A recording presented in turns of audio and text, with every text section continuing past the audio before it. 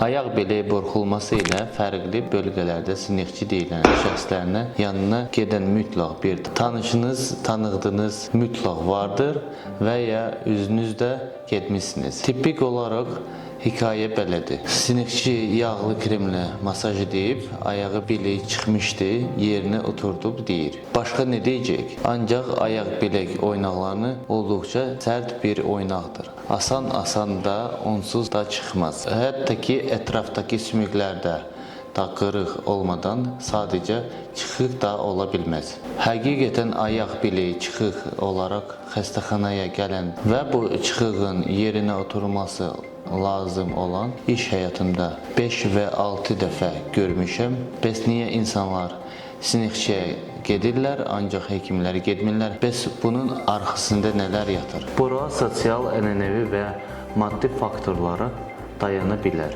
Əsas olan budur ki, bu hallarda rastlaşdıqda ayaq biləyinizin çıxmadığına 99% əmin olun və bu videonu xatırlayın.